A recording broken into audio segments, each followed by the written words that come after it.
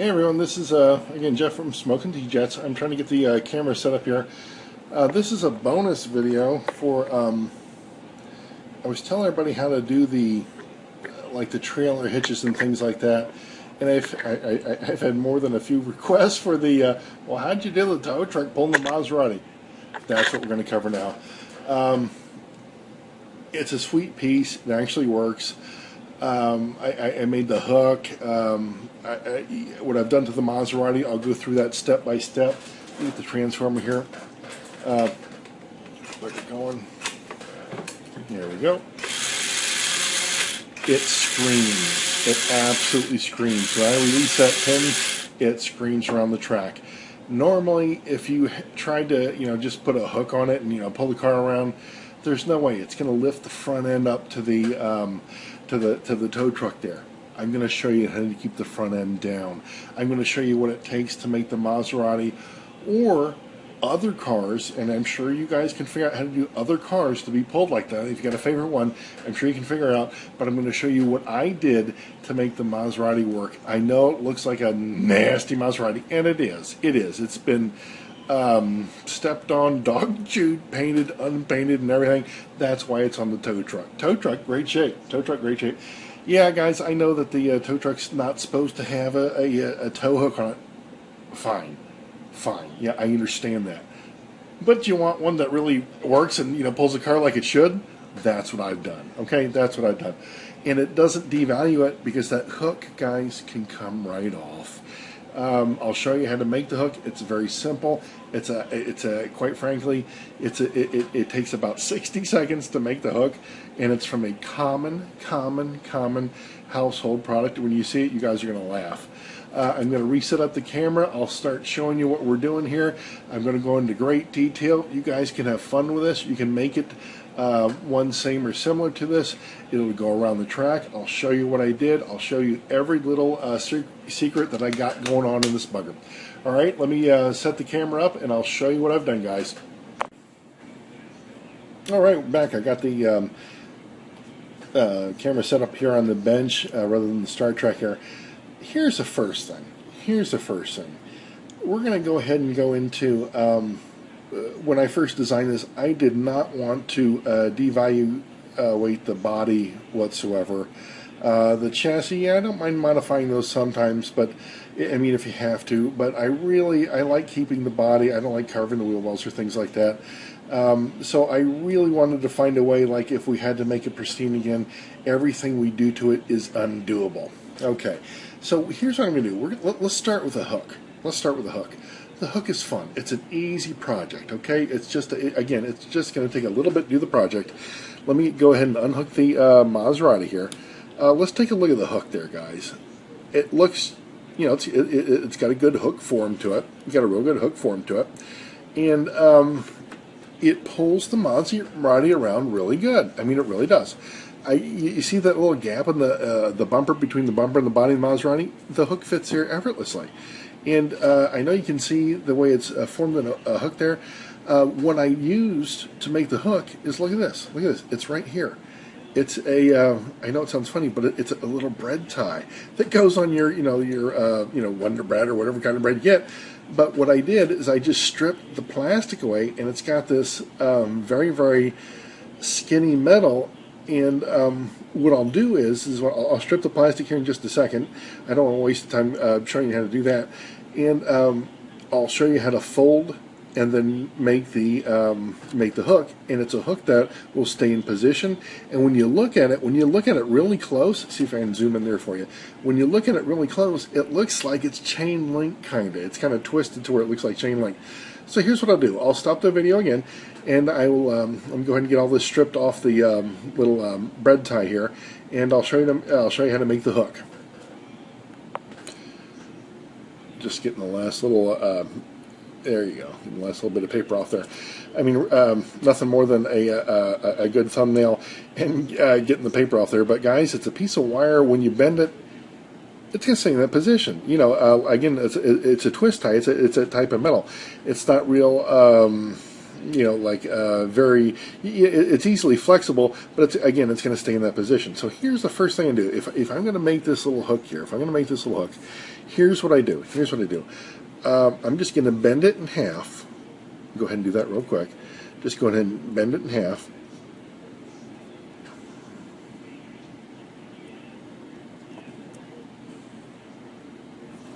Good.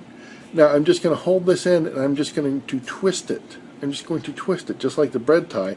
But I'm just going to twist those two together, and these two ends are going to, just wrap around each other. So let me go ahead and get that going.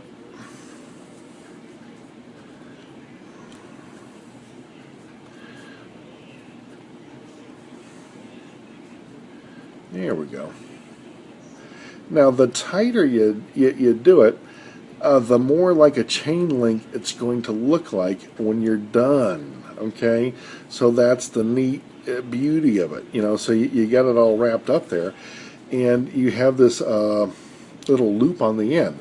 What I'm going to do is just flatten that loop out and kind of make a hook, because if you're looking down here, I just got like a little straight up part, a little of a curve, bit of a hook going on down here with the original one. So I'm going to duplicate the same thing there, duplicate the same thing. So let me stop the video. I'll take a second and I'll make that, and I'll show you what it looks like. And I'm actually going to put it on a different wrecker I got. So give me 1 second, be right back. Just a quick note on the hook there. Once you've got the piece wound up really tight there, I got the loop gun. I just tightened it up a little bit. What's easy to do is just put your needle nose, and what I've done to make the tip of the hook, I just leave some out, but just roll it after you got it on there real good. Just roll it around the needle nose there, and what that does is that just makes the start of the hook there. That just makes the start of the hook. And again, when it's hanging like that, when we get it just right, it's going to look like a hook properly on the truck. Let me go ahead and grab my other wrecker, and I'll hook it right up to it. All right, when you get a hook, I mean the shape that you want, that that's going to work on the bumper or the underneath of the car, that's going to work, and it's going to stay in place. Now it's time to attach it to the boom part of the wrecker there. So here's what we're going to do. Depending on how high or long you want it, depends on where you got to bend it. So using the red one as a model, just looking at it, what I'm going to do is I'm going to go ahead and bend it just about there, so the hook is approximately where the bed is. So I'll bend that, and then I'll wrap it around the post there. Again, we're not gluing anything in place. These move freely, so if you ever need to take them off, you can take them off. It doesn't devalue it, guys. So let me go ahead and hook that up and show you what it looks like. Alright, just got the hook on the boom there.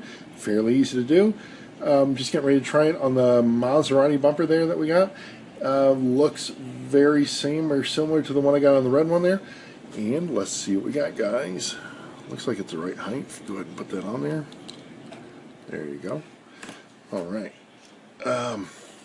Liking it, liking it, liking it, liking it, liking it a lot. There we go.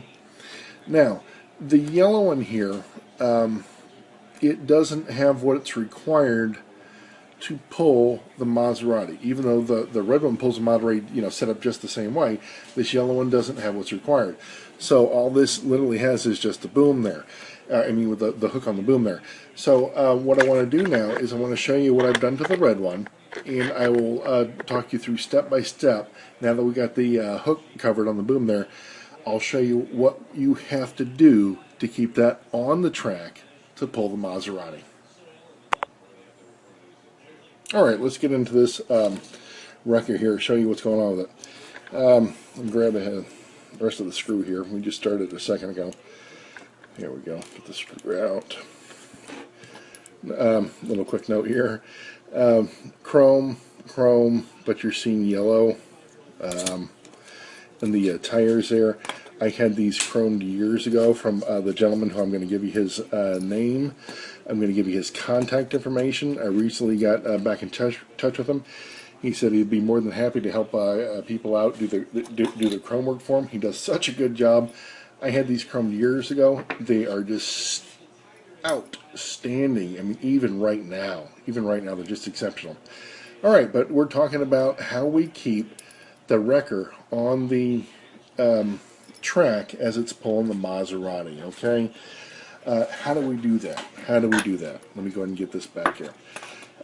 Here's the secrets, guys. Here's how you do that. Here's how you do that. First of all, turning it over here, you'll notice that there's a bit of a weight in the in the front here. It is magnetic, but it's not so magnetic that it keeps, or the magnetism keeps it to the rails. It doesn't do that. It's like a north and south pole magnet, so literally most of the magnet's gauze or strength is coming out these ends, not this flat end coming up here. So that's why I say that. That's why I say that. It's like a very, very weak magnet, and the reason I have it there is that's all I had at the time. I needed something that was going to fit here, and I just got out my Dremel tool and I just started to carving that little bugger out. Now, you'll notice I got it sanded to where it's right around the screw post. Well, I had to. Obviously, being a bar magnet, it was straight there, and I had to kept sanding and test fitting, sanding and test fitting, sanding and test fitting, and I got it to go around there quite nicely. I don't have this glued in. I have it just set in there. It fits in so nicely that it doesn't come out even when it's on the track running around.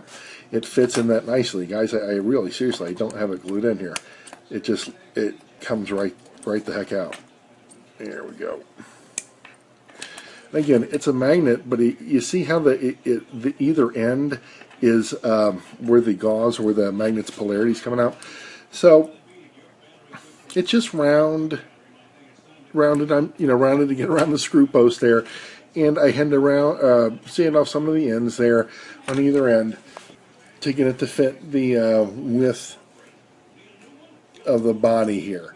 So again, I needed a little bit of a weight, and all I had at the time was a magnet, and I thought it would work, and it did, So here, let me do this. I'll just go ahead and drop this back in, and it fits so nice and snug. I mean, that's it. I mean, it's in there good. I took my time. I know you guys will too, but it's just a way because to keep the front end down, because when the T-jet starts to pull something, if it's heavy in the back, it's going to want to lift the front end up. Obviously, we know that. So just testing when it's when I had the Maserati hooked up, just testing it wouldn't. There's nothing to keep the front end down. So I thought, maybe a magnet. That wasn't enough. Well, that's all I have up there. That wasn't enough. All right. Now here's what I mean by that. I had to modify the chassis of the Maserati. I had to literally sacrifice, a chassis just a little bit, not too much, to make it work. And I'm going to stop the video, and I'm going to show you the next part here in just a second. All right, let's take a look at the Maserati. It's off the wrecker here, guys. I know it looks like hell. It's kind of made to look like hell because it's on the tow truck. So again, I know it looks nasty, but let me do this. I know I said I modified the chassis. Let me go ahead and turn it over here. Tell you what's going on in the back, the bottom here. There we go. That's setting up pretty good.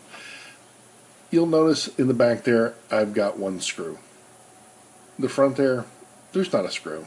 And if you can see it, I'll try to zoom in.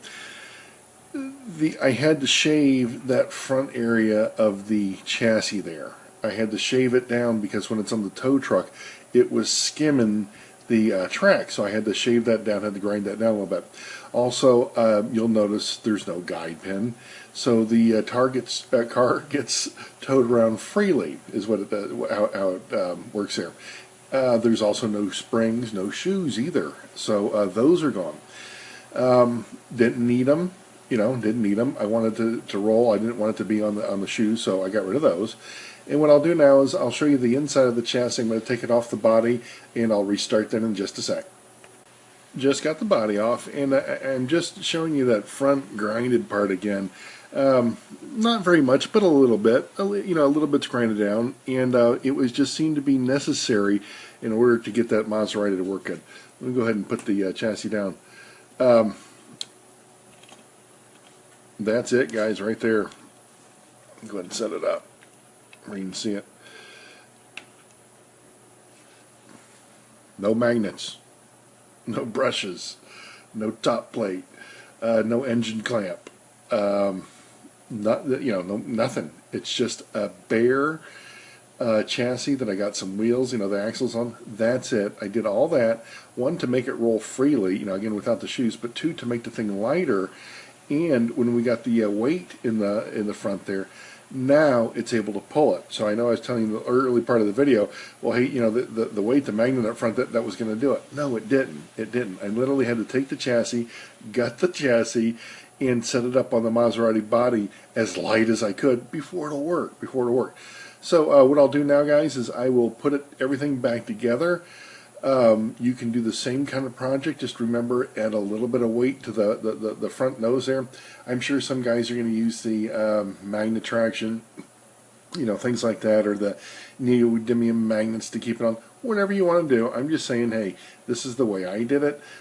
If you want to go ahead and pull a car around, a different car around, just make sure it works, because with that little hook in the back, with that little hook back there, you can make it a varied length, so the car doesn't have to be jacked up really high or too low. It can be jacked up appropriately depending on the length of the car.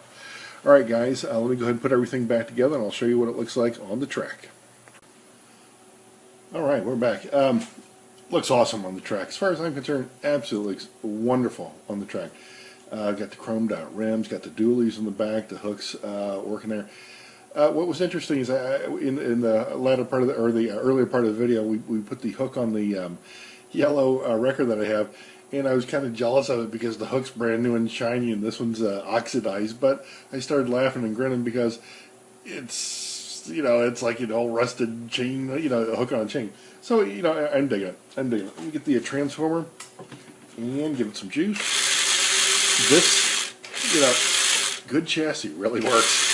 I'm going to see if I can get a couple of clear shots of it running around the track. It's hard to hold the camera and, get the T-Jet moving. Let me get that pin here. But, yeah, just right there you saw it take off. Let me get it around the track here, and I'll reset the camera up for a better view.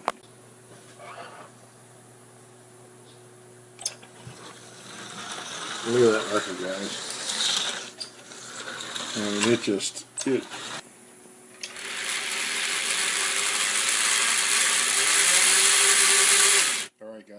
Alright guys, that's going to do it for the wrecker pull in the Maserati. I hope you enjoyed the segment there. I enjoyed doing it. I did it a number of years ago, years and years ago. So again, if you want to take a wrecker and you want to actually have it tow something, that's a very easy way to make the hook. How we did it, and again, gut the chassis, make it as light as possible with the body. You don't need a guide pin to keep it in there. Little weight on the front end of the wrecker, and guys, it's going to be a fun project.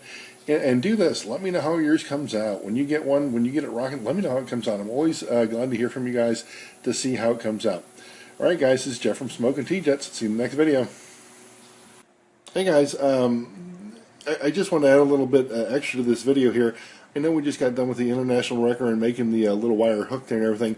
But here's what I'm going to show you. Let me get my camera set up here. And I know I showed it to you in the other video. I got this International Wrecker, and this is the one that we made the hook for, and I got a couple of hooks there and everything. But here's why I just wanted to show it to you, because I don't know if what I'm about to show you to you, or if you picked it up in the other video, I don't know if this adds value or devalues it. But guys, from the when I was a kid, there has never been any red on here. None. There's no evidence of any of that ever being painted. It's absolutely pristine. I never took it off. This side is painted up just like it should be. So I'm guessing, and I never really thought anything of it. I really never thought anything of it until I got other wreckers, and I noticed that, hey, it's obviously supposed to be on both sides there. The red one it is. I got a white one. The stripes are on both sides there. So, I know it's supposed to be there, but does it add value that it's like a misfit? I don't know. Just wanted y'all's guys' comments on that. Just wanted to show it to you before I ended the video here, and it just it's like, well, did Aurora do that on purpose or just for fun, or did somebody really forget to paint the darn thing? I don't know. I don't know, but it has never had paint on it since I've been a kid, guys. All right, Jeff from Smoking TJs, just want to give you that little tidbit.